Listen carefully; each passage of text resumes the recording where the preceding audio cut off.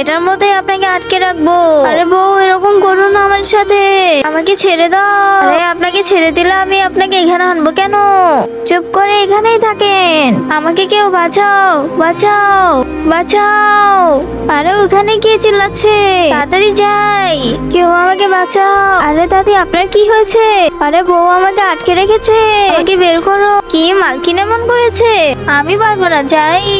দেখো রামু, এ বুড়ি যেন পালিয়ে না যায়, এ কিন্তু সাংঘাতিক চালাক। শুনেছি আপনি নাকি অনেক চালাক, আমি থাকতে কিভাবে আপনি পালান আমি দেখবো। আপনাকে না খেয়ে থাকতে হবে।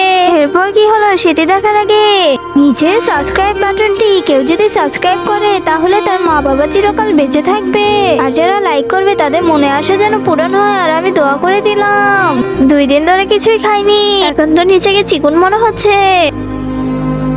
মালকিন শুধু পানি দিতে বলেছে, চিন্তা করিয়েন না, আজকে থেকে পানি পাবেন।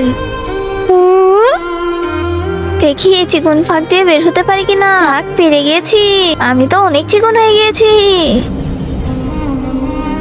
এখন পালাই, আপনাকে পানি। কই গেছে? বুড়ি তো সাংঘাতিক চালাক। আরে বুড়ি কই গেল?